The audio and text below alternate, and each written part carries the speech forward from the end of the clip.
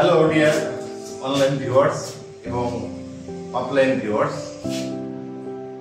সবাইকে সুস্বাগত জানাচ্ছি আজকের এই নতুন ক্লাসে।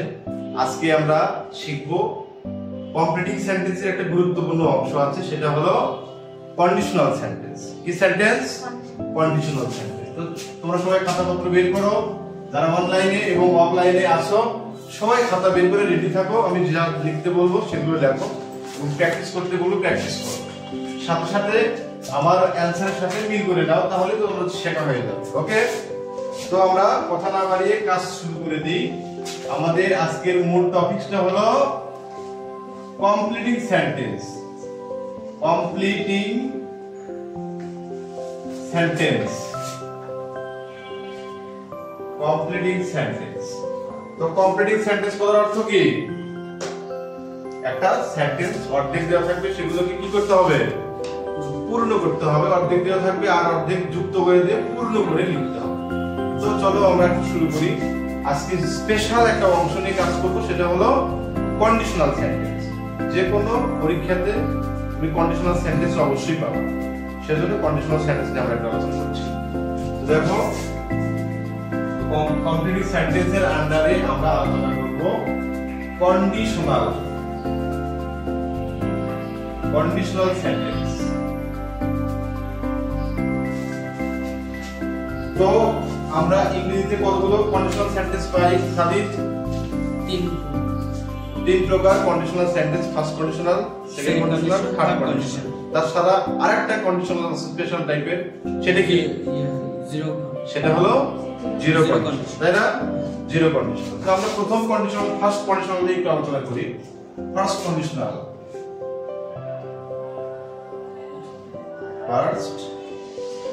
First conditional. তো ফার্স্ট কন্ডিশনালের গঠন কি হবে? বর্ষা বলো, ফার্স্ট কন্ডিশনালের গঠন কি? বলো, ফার্স্ট কন্ডিশনালের গঠন কি?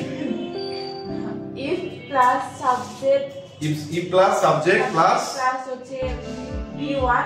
ওইভাবে না, বলবে যে if এর সাথে প্রেজেন্ট ইনডিপেন্ডেন্ট টেন্স, পরেরটা হবে ফিউচার ইনডিপেন্ডেন্ট টেন্স। পাস্ট নয়, ফিউচার ইনডিপেন্ডেন্ট টেন্স। তো আমরা একটু লিখি বোর্ডে, তোমরাও খাতায় একটু অ্যাক্টিভ ভাবে লেখো, তাহলে লিখতে লিখতে মুখস্থ হয়ে যাবে। if এর সাথে যাবে প্রেজেন্ট ইনডিপেন্ডেন্ট টেন্স, কি টেন্স? Present independent tense. তাহলে পরের অংশটা কোন টেন্স হবে? Future independent, future independent tense. তাহলে সাথে বলো তো প্রেজেন্ট ইনডিপেন্ডেন্ট টেন্সের স্ট্রাকচার কি হবে? Subject plus v1। তার মানে এখানে যদি subject plus v1 plus object থাকে, ঠিক আছে? তাহলে এই পাশে কি হবে? এই পাশে হবে সাবজেক্ট প্লাস shall অথবা will, তারপরে কি হবে? v1 প্লাস অবজেক্ট, তাই হবে না? এরকম। তখন যদি সেন্টেন্সে কনসিডার করি, তাহলে কিন্তু আরো পরিষ্কার হয়ে যাব। দেখো, তোমরা একটু দ্রুত করবে। if you study well, if you study well, comma dot dot dot dot, তাহলে ওখানে এই ফাঁকা স্থানে অর্থাৎ ডট ডটে আমরা কি করতে পারবো বলো? তাহলে আমাদের এখানে এমন একটা সেন্টেন্স নিতে হবে যে সেন্টেন্সের স্ট্রাকচার হবে ফিউচার ইনডিপেন্ডেন্ট, অর্থাৎ সাবজেক্ট প্লাস শ্যাল বা উইল প্লাস ভার্বে প্রেজেন্ট ফর্ম প্লাস অবজেক্ট। এই টাইপের একটা সেন্টেন্স আমরা কিন্তু ইনপুট করতে হবে, তাছাড়া কিন্তু হবে না। কারণ আমাদের এই পাশে মিলে গেছে subject v1, study v1 object, ঠিক আছে? এরকম করে এটুকু মিলে গেল, তখন এই পাশের অংশটা তোমাকে মিলে দিতে হবে। তাহলে কি লিখবো তুমি বলো? যেহেতু জানার বলো দেখেন কি লেখা হবে, এটা বলো। জ্ঞান তো হবে না, তো শ্যাল বা উইল দিয়েছি ওখানে, তাহলে তোমাকে ওইভাবে লিখতে হবে। You will prosper in life, কি লিখবো? You will prosper in life। তাহলে তুমি এখানে লিখতে পারো এরকম করে, You will prosper, You will prosper in life। এই তো সেন্টেন্স হয়ে গেল। এরকম করে তোমাকে কন্ডিশনাল সেন্টেন্স পূরণ করতে হবে। এটা আমরা আলোচনা করলাম কোন সেন্টেন্স? First condition. এটা ছিল পড়লাম হলো ফার্স্ট কন্ডিশনাল। এবার আমরা যাব সেকেন্ড কন্ডিশনালের সাথে।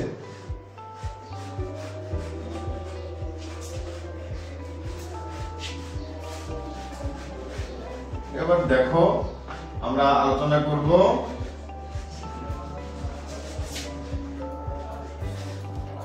Second conditional. কি conditional?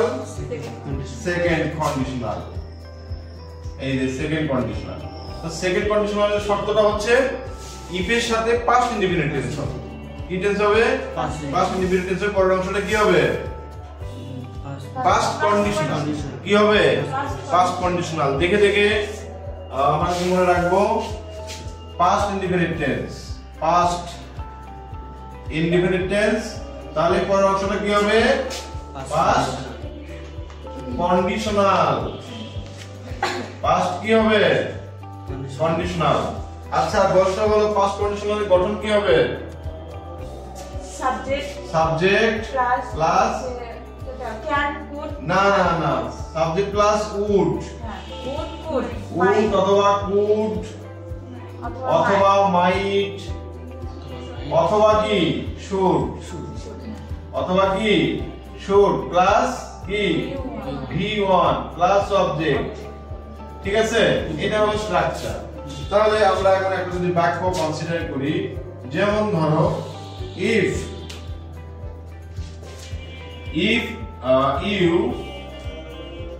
if you studied well। আমরা আগেরটা লিখেছিলাম শুধু স্টাডি, এবার আমরা পাস্ট টেন্স লিখেছি। if you studied well, if you studied hard, comma dot dot dot dot dot. তাহলে আমরা কি লিখবো ওখানে? এই পাশে আমরা এবার একটা সেন্টেন্স লিখবো যেটা পাস্ট কন্ডিশনাল হবে। কি কন্ডিশনাল? পাস্ট কন্ডিশনাল হবে এবং সেটাতে অবশ্যই মেইনটেইন করতে হবে এই structure, subject plus would or could or might or should, এর সাথে V1 অর্থাৎ verb present form plus object extension. আমরা যত কিছু দিতে পারি, এক্সটেনশন মানে কি বর্ধিত অংশ, অনেক কিছু দিতে পারি। তাহলে এবার বর্ষমানতে আনসারে কি লেখা হবে?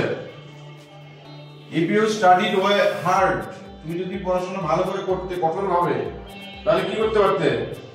you should হচ্ছে make a you should or you could make a bright result, you could make a bright result। সাথে আরেকটা বলো দেখো অন্যরকম করে, you would get better results in the exam, you would get a better result in the exam। Fine, সুন্দর sentence. তুমি বলো।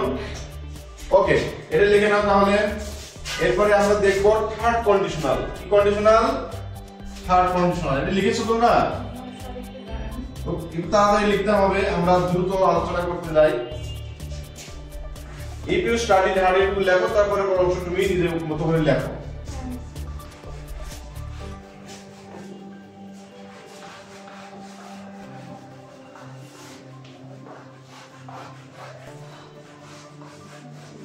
এবার আমরা আলোচনা করব কি কন্ডিশনাল বাবা Sadiq? Third condition. Third conditional. Okay, এবার থার্ড কন্ডিশনাল নিয়ে আলোচনা করব। থার্ড কন্ডিশনালের শর্ত হচ্ছে তোমাকে ইফ এর সাথে কোন টেন্স থাকতে হবে? ইফ এর সাথে কোন টেন্স থাকতে হবে? ইফ এর সাথে কোন টেন্স? কোন tense? past perfect past perfect tense. কোন tense?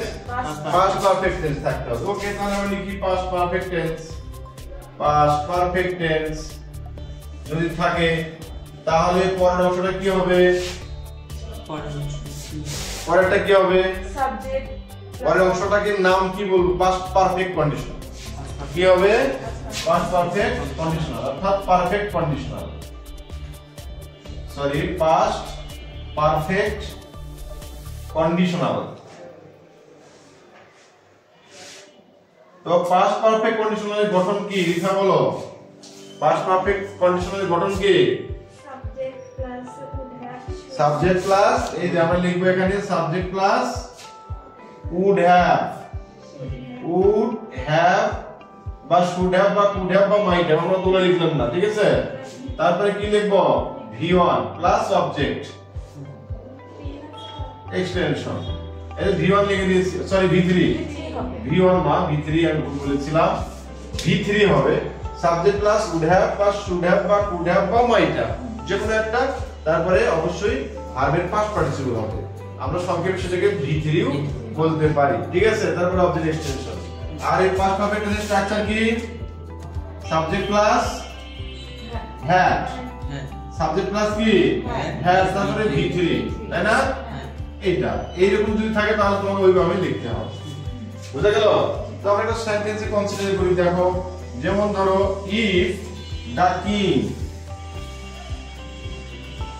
if the king had assisted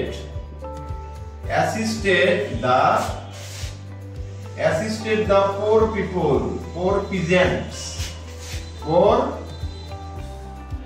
peasants মানে কি? peasants কত অর্থ হলো? প্রজা। peasants কত অর্থ কি? প্রজা। যদি রাজা প্রজাদেরকে সাহায্য করত, অ্যাসিস্টেড কথার অর্থ কি? সাহায্য করা। তো সাহায্য করত, তাহলে রাজা কি পেত? রাজা সম্মান পেত, রেসপেক্ট পেত, বলা যেতে পারে না? বা ভালোবাসা পেত। তাহলে আমরা কি বলতে পারি? দা কিং মানে হি উড, না? হি উড gotten কি হবে? would have gotten কি? would have gotten respect or honor. The king would have gotten respect or honor or appreciation from the people or peasants, অথবা from them। যেহেতু আমাদের এখানে নাউনের কথা উল্লেখই আছে, আমি দেবো লিখতে পারি। তাহলে আমরা কি লিখবো? he would have, এরকম করে লিখতে পারি, he would have gotten, ঠিক আছে? he would have gotten কি পেত? অনার পেত। তাহলে honor কাদের থেকে? from them, তাদের থেকে, from them। এই সেন্টেন্স হয় কমপ্লিট। আর আমরা যখন লিখবো তখন অবশ্যই কমপ্লিটিং সেন্টেন্সের মধ্যে এভাবে চিহ্ন দিব, নিচে আন্ডারলাইন করে দিব যে এইটুকু আমি লিখেছি, আপনার লেখা ওইটুকু।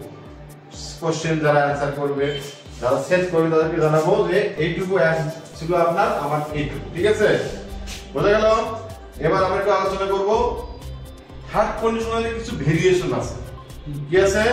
ভেরিয়েশন আছে। কি ভেরিয়েশন আছে স্যার? একটু দেখান। জি স্যার, দেখাই একটু।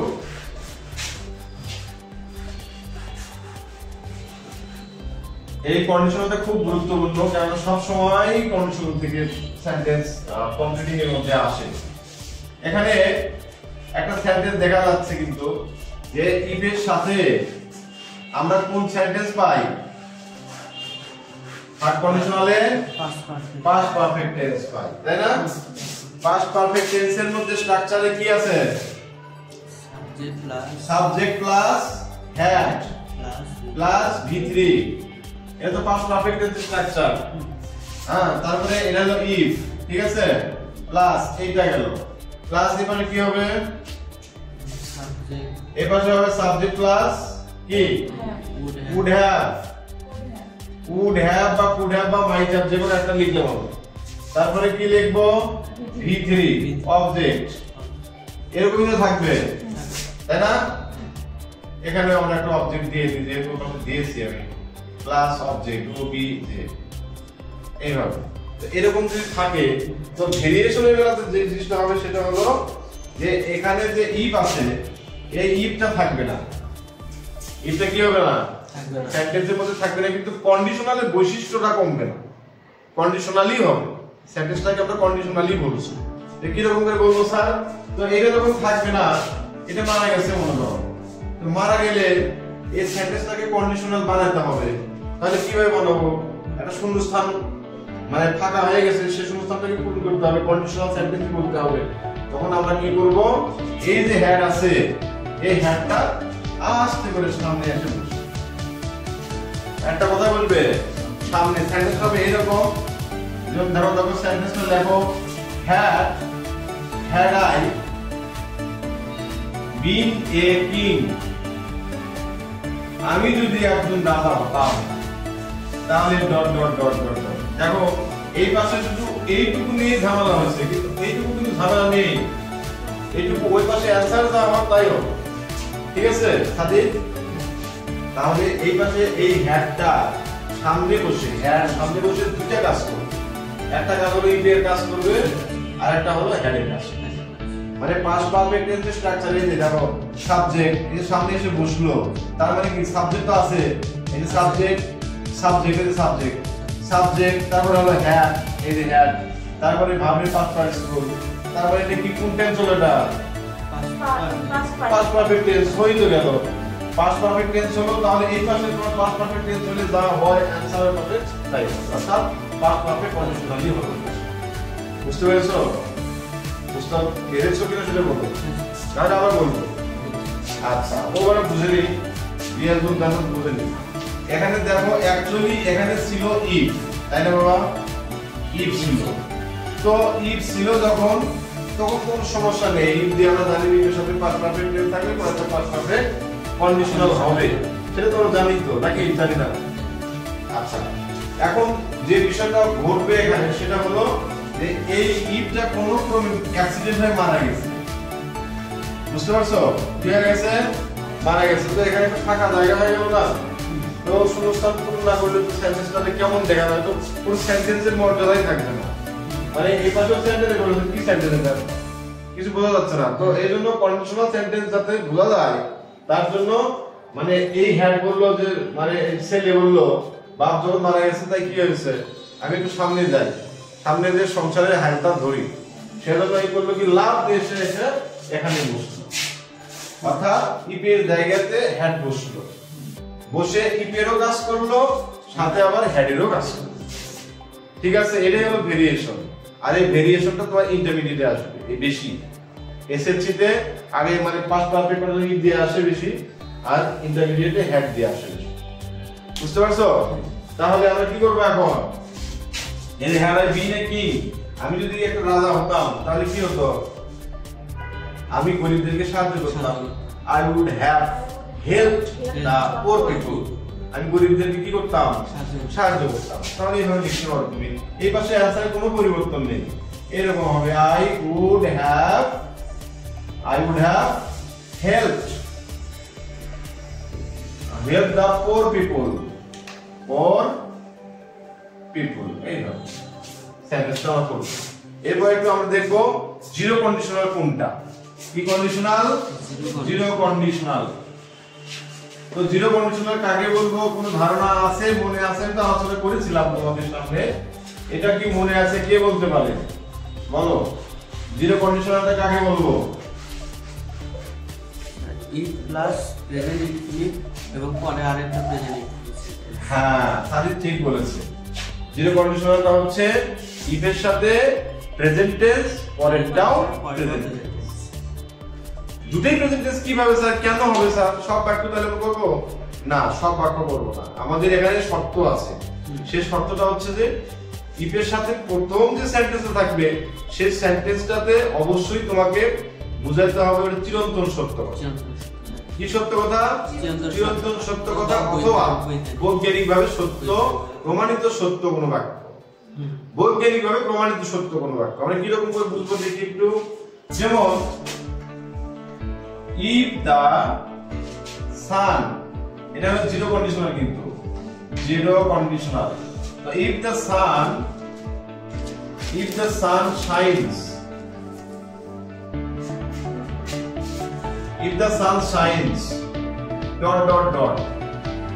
তাহলে সূর্য যদি কিরণ দেয়, সূর্য তো কিরণ দেয়, এটা ছিল তো সত্য। তাহলে সূর্য কিরণ দেওয়ার সাথে কি ঘটনা যুক্ত আছে? তুমি শীতের সকাল পেয়েছো, তো শীতের সকালে কুয়াশাটা মানে ঘাসের ডগায় সুন্দর করে ফটাফটা করে চলে আসছে, তখন সূর্য উঠলো, তখন 10টার সময় কি হিসেবে দেখতে পাওয়া, তাহলে কথায় কি হয়ে যায়? ডিসঅ্যাপিয়ার হয়ে যায়, উড়ে যায়। তাহলে তুমি এখানে বলতে পারো এর উপরে that if the sun shines the fog melts মানে হলো গলে যায়, অথবা লিখতে পারো disappears। কি লিখতে পারো? disappears। এই যে disappears, the fog melts or disappears। আবার দেখো বৈজ্ঞানিক সূত্র কি রকম স্যার? যদি এরকম দেখো if we heat water, আমরা যদি পানিকে তাপ দেই তাহলে কি হবে? পানিকে যদি তাপ দেই, পানিকে তাপ দিলে কি হয়? বাষ্পীভূত হয়, তাহলে সেটা কি রকম কোন সেন্টেন্স হবে? প্রেজেন্ট ইনডিফিনিট টেন্সই হবে। তাহলে সে ধরনের কি রকম বাষ্পীভূত হয় মানে ইট ভেপার্স। কি লিখব? It vapour, V O V A P O U R S, vapours. তো অথবা আমরা লিখতে পারি ইট টার্নস ইনটু ভেপার। যদি আমরা ভেপারকে ভার্ব হিসেবে ব্যবহার করি তাহলে এস দিতে হবে, আর যদি ভার্ব হিসেবে ব্যবহার না করি নাউন হিসেবে তাহলে ইট টার্নস ইনটু ভেপার। ঠিক আছে? তোমরা কি বুঝতে পেরেছো? এরকম ভিডিও নিয়ে আমরা আরো সামনে হাজির হব এবং অনেক প্র্যাকটিস দেব। এই কন্ডিশনালের উপরে প্র্যাকটিস গুলো তোমরা অন্য কোনো ভিডিওতে দেখে নিও এবং প্র্যাকটিস করে কমেন্টে জানাবে। সে পর্যন্ত তোমরা সুস্থ থাকো, ভালো থাকো, সবার জন্য শুভকামনা। বাই।